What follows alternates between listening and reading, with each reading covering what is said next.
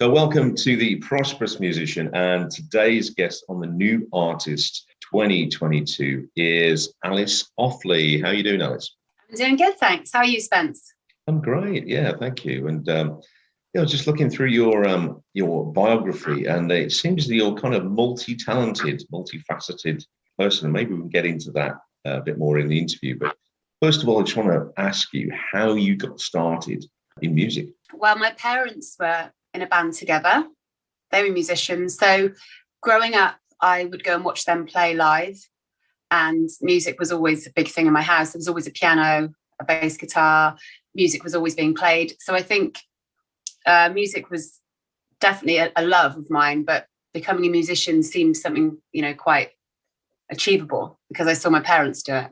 And your parents' band, were they, was that like a touring band? Were they kind of in the... It was a show band. So it was, I guess it was kind of fairly local to the Wiltshire area, but sometimes they would travel. But it was only at the weekends.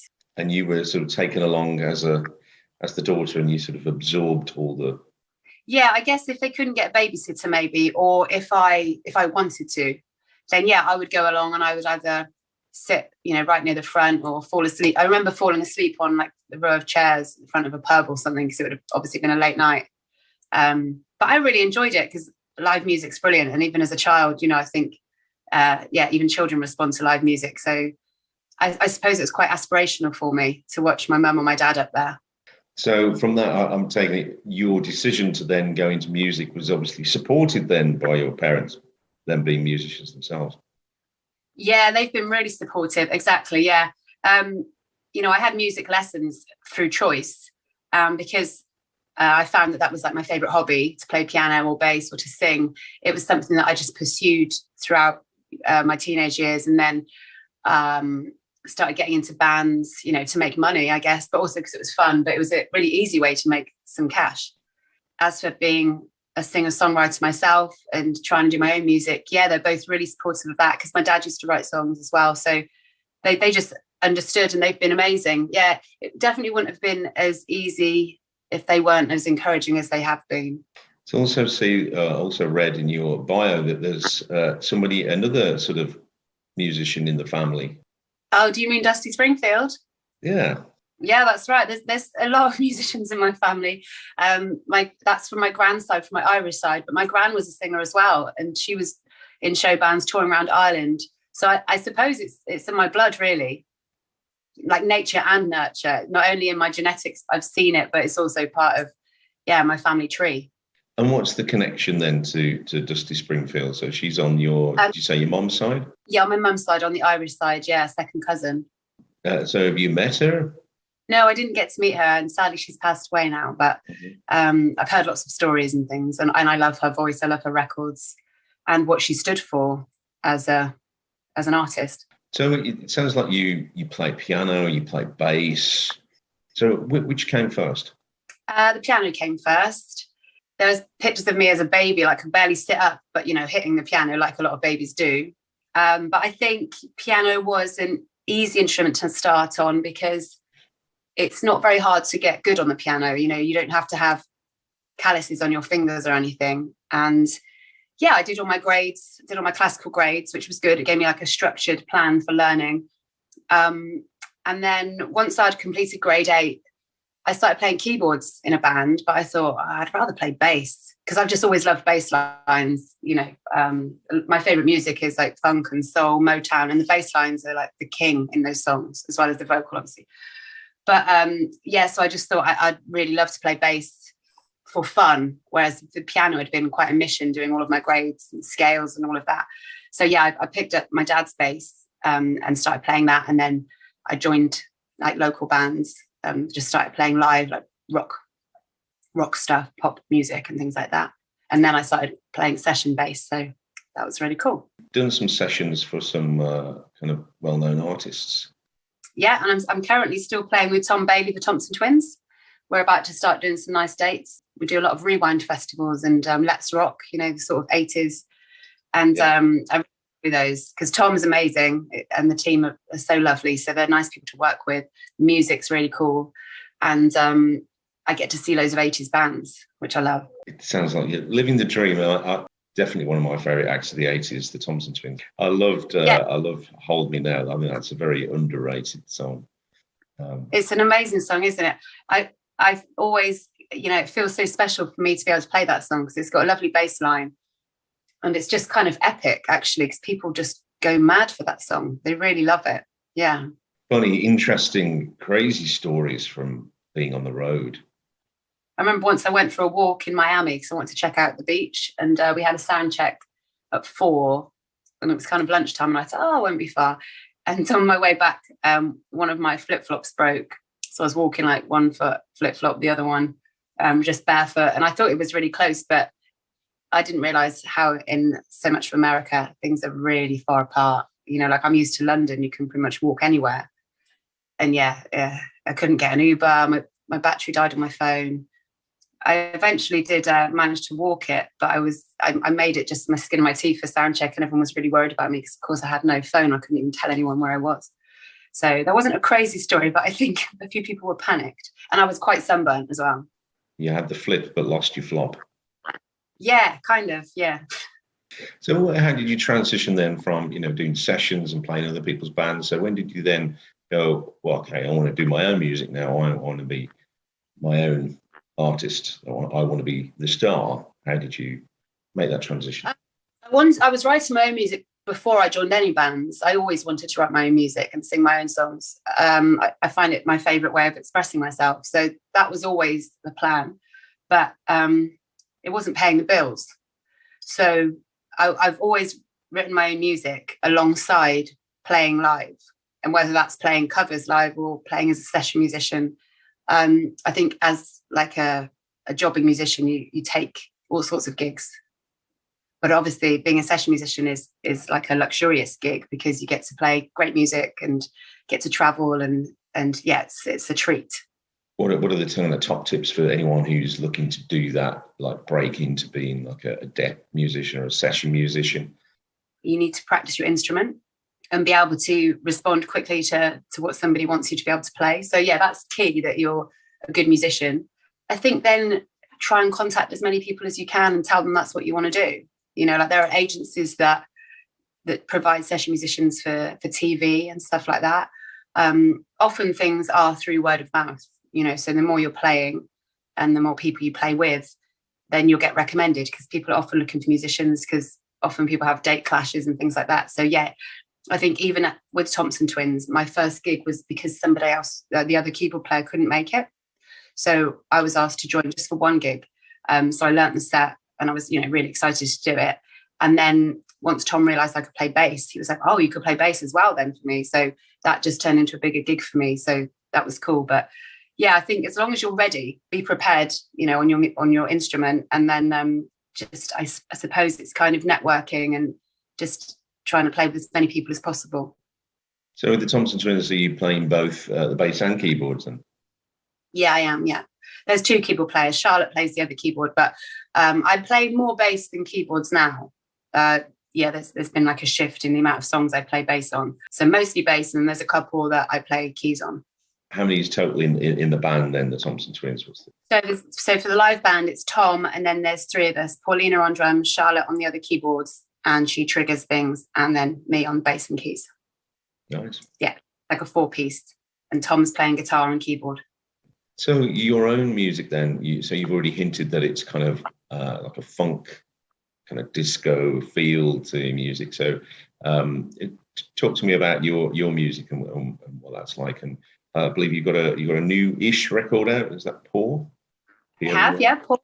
It's been out for maybe 3 weeks now. Yes. So it was during lockdown because, like I said, I'm always songwriting. And the first lockdown, I wrote a piano album about sort of staying in and it just what was going on, because I've got my home studio, so it was really easy to write and record. And that was just a piano vocals album. It's kind of soulful, but the arrangements are very strict because it's just piano vocals. And then for the second lockdown, obviously I was writing again. And I thought I was playing a lot of funk and disco in my house because obviously you couldn't really go out. Pubs were shut.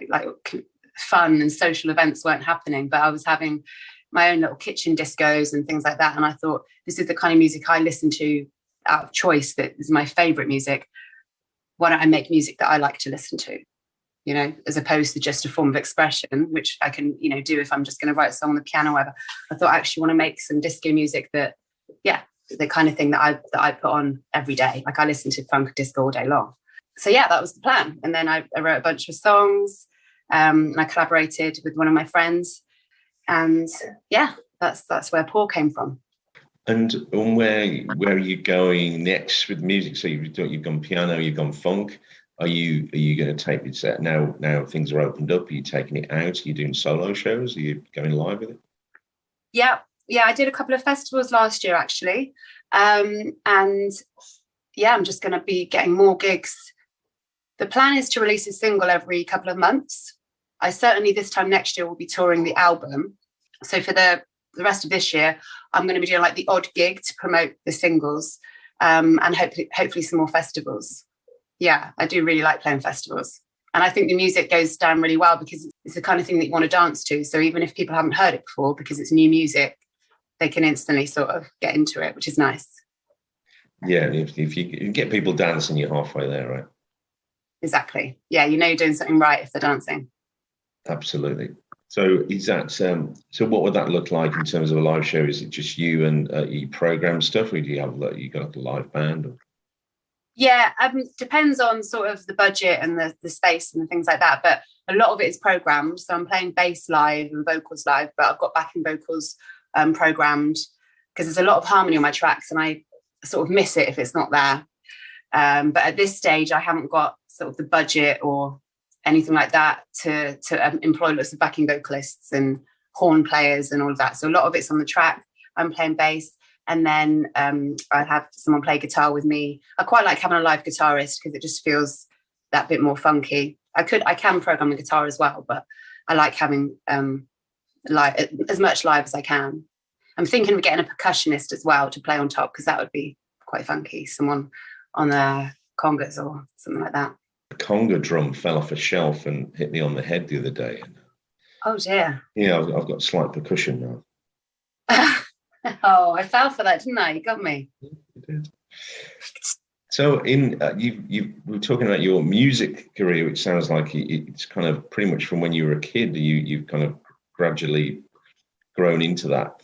But it sounds like looking at your bio, it seems that there's also like a parallel career going on of being an actress. So, how did that work, and which came first, and how do they sort of coexist? Yeah, it kind of is parallel. They run alongside each other.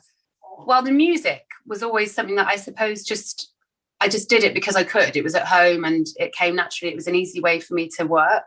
I had a job when I was a teenager, like in a telesales place, and I really wasn't very good at it. I'm not very good at sales. So there was that as a job, or I could go and play in a band at the weekend and play songs and get paid. And it was a no-brainer. So music was just sort of like a given. Whereas I thought to myself, what do I really want to do? And I really fancy being an actress. So I went to drama school and I did a master's in drama. And that's the first time I moved to London. But while I was doing my master's, I got in a band because obviously I love music. So then, yeah, I just started doing both.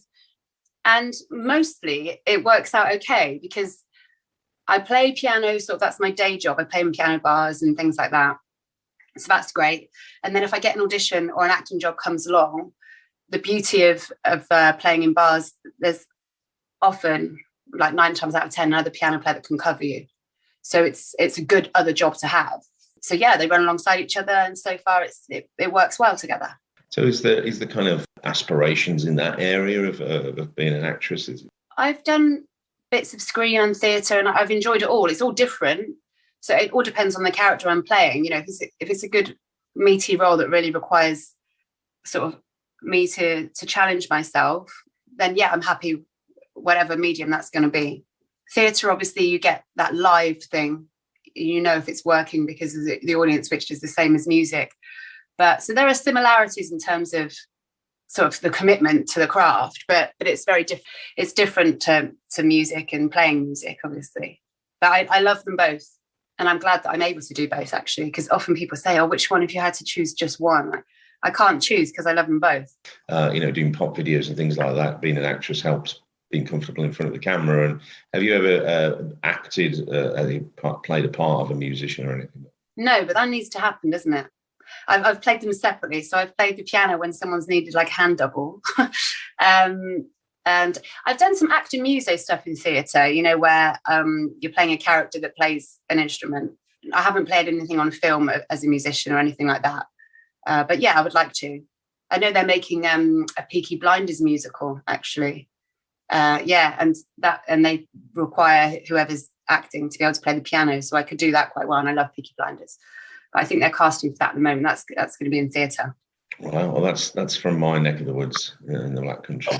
And you're in Wiltshire, or was it? I'm in London now, but yeah, I'm from Swindon in Wiltshire. Swindon, I know Swindon. Well, kind of live partially in Stroud, so I know Swindon quite well. Oh, yeah, that's not far, yeah. And I didn't know that XTC came from Swindon. Yes, XTC, they're a great band, and I know some of those guys. Oh, you do? Andy Partridge actually helped in one of my songs that I wrote a few years ago. He sat in on one of the mixing sessions, and he's lovely. And I was in a band with his daughter for a while when we were growing up. Billy Piper's from Swindon, Diana Dawes. Yeah, didn't know that. It's a pretty good place. Yeah, it's a very sort of, I'm a musician myself, and I've busked in Swindon a few times, and it's always been very good. But it doesn't seem the kind of town that sort of would boast quite a lot of creative talent. But I'm clearly wrong there. Yeah, well, I think the music scene there is pretty good, actually. There's a lot of opportunities for people that are writing their own music. Like when I first started out, I was able to get gigs easily. They do really support songwriters, and there's lots of events and stuff. So it's quite a good place to grow up if you're creative. So the work that I suppose your bread and butter work that you do as a pianist, is that, do you do weddings and things like that, or is it just kind of in the bars? I do, yeah, I do weddings. Normally it's because someone might see me in a bar and then they'll come over like in the break or at the end and say, oh, would you play my wedding? That kind of thing. That does happen, yeah. And that's always nice. And it's quite good because often you get to play venues that have like grand pianos in them or something. So it's always nice to play a real piano, because at home I have a digital piano, which is cool for like practicing and all of that. But when I get to play a real one, it's always a treat. I like that a lot. My dog is running around. I don't know if you can hear him. I'm just going to pick him up. Yeah, bring him in. This is Mozart. Oh, well, of course. I thought you could have been called Bach. Yeah, it could have been. Or Beethoven. But what about Bach, Puccini? Maybe.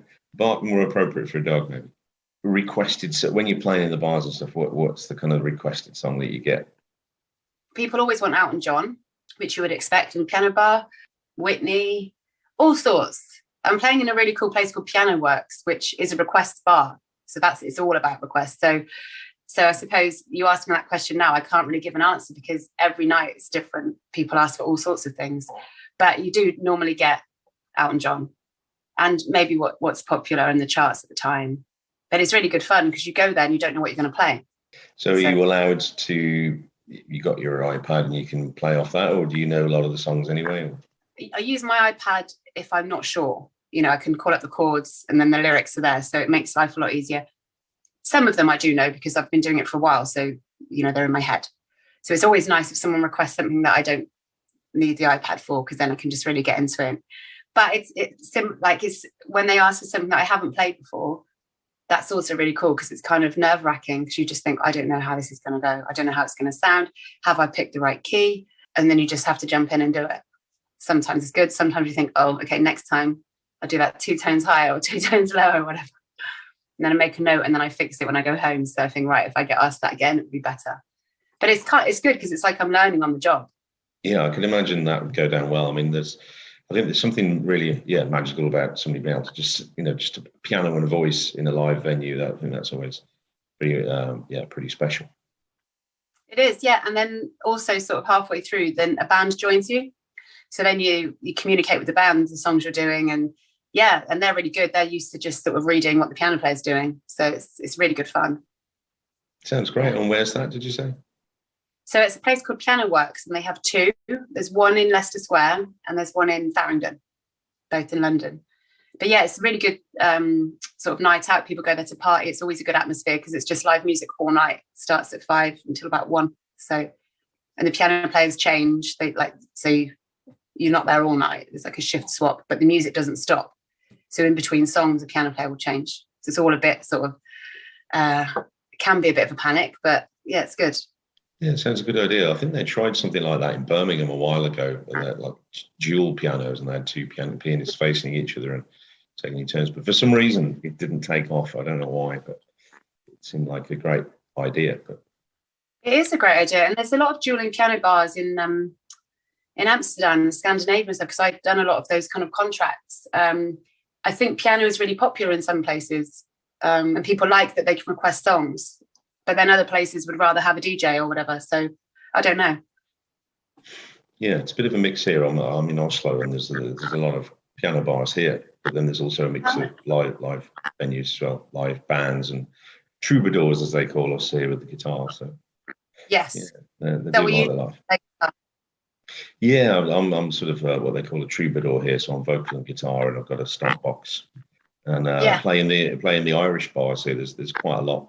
In Scandinavia, there's they just love the Irish theme here. So great. So what's next then for Alice? You've got your record out, and so what's 2022 looking like? I'm just going to be releasing more records. So that was the beauty of releasing singles instead of releasing an album or an EP. It's like instead of just sort of like one release, I'm just going to be releasing in succession. So the next one's coming at the end of April. So I'm sort of planning that at the moment. I'm going to shoot a music video for that. Yeah, I'm going to be doing that regularly. I got some support funding from Help Musicians, which is a really nice organisation, sort of helped me decide to do this because it's given me the funding to be able to, pay for someone to mix it, master it, videos, things like that normally, I'd have to pay for myself. So yeah, that's the plan for the rest of 2022 is to keep releasing more of my disco songs. And then at the end, they'll now do like a physical release. They're all just going to be released digitally at the moment. Because, like people have said to me, I want to buy your single. But I don't know. Like, I think it's better. If you're asking people to spend money, I'd rather give them a product that's got more than one song on it. They can always buy it on iTunes if they want to buy it, but most people are streaming it on the Spotify or Apple Music. But yeah, it'd be nice at the end of the year to release it maybe on a cassette, because I like my 80s vibe. Not everyone's got a cassette player. But so I might have to make some CDs, or of course vinyl would be lovely, but vinyl is really expensive. Yeah, it seems like all the old formats are still relevant now. Cassettes and vinyl, and that people still like that stuff. It's kind of right. It feels nice to own something like that. So Alice, great talking to you, and wish you all the best with your music. Wish you all the best with the acting, and who knows? Maybe I'll see you in a piano bar here in Norway. Yes, I know. I've been there before, so you may do. So where can we find out more about you? On my socials, I am at Alice O Music. So that's Facebook and Instagram, Twitter. Or if you just search Alice Offley on Google, it takes you to my website with, it's got all the links to everything. So should be easy to find. Well, thanks for your time and be prosperous. Okay. I will be prosperous. You too.